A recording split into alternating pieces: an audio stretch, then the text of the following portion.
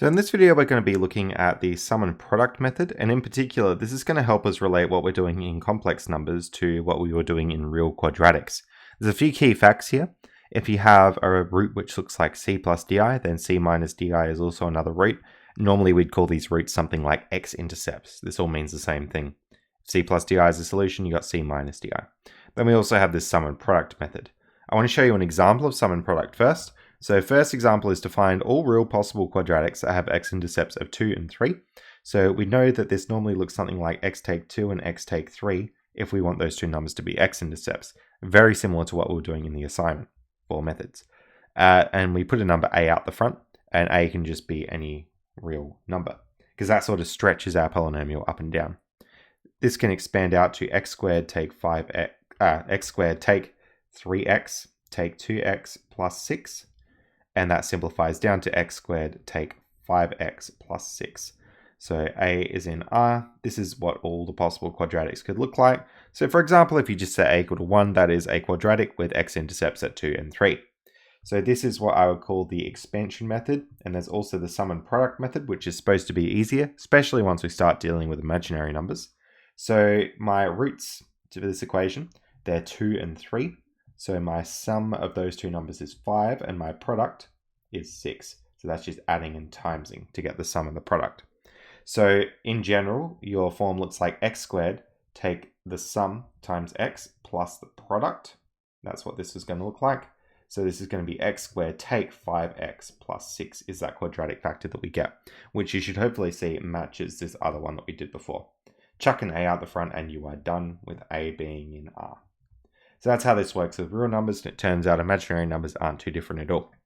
So find all real quadratics, having that as roots. So if we look at our roots, they're going to be 1 take 2i, and then this thing up the top said that the conjugate also has to be a root. So the conjugate of that is 1 plus 2i is guaranteed to be a root. That's just something that's true about how polynomials work in general. You got a complex number as one of your answers, the conjugate also has to be one of your answers. We'll find out more about that in year 12 as well.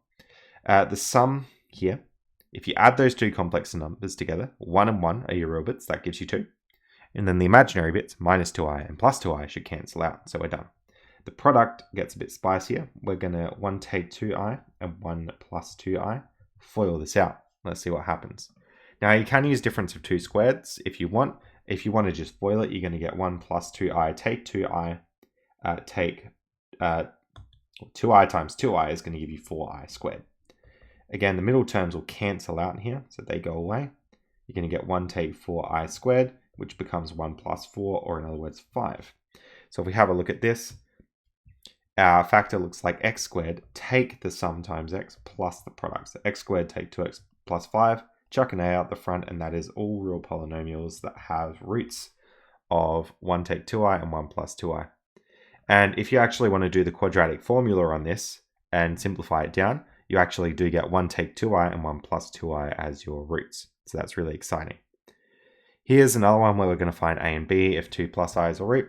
So if we look at our roots again, so we got root 2 plus I being a root, and we got root 2 take I being a root. So the sum is going to be root 2 plus root 2, or in other words, 2 root 2. And the product is going to be, well, root 2 plus I, root 2 take I. So that's going to give you 2 take root 2i plus root 2i, and then take I squared.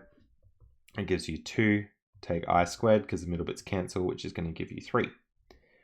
So that's sort of how this quadratic starts simplifying down. You're going to have x squared take 2 root 2x plus 3. So if they're looking for your a and b values in this example, a was that number, b was that number. A is minus 2 root 2 and b is 3. Just be really careful with sum and product. Notice the sum was positive 2 root 2, but I put minus 2 root 2 in the equation. Now I really want to explain to you where this comes from as well. So if you've got x take p and x take q, I'm hoping you could agree from the assignment or from what we've learned in methods about quadratics, p and q are your x-intercepts here, or in other words, p and q are your roots. You can sort of imagine expanding that out. You get x squared take qx take px plus pq is what you get when you expand it out. And if I factorize that middle bit, I'm going to get P plus Q, X plus PQ. So that's sort of where sum and product comes from. That is the sum of your two roots, because your roots are P and Q.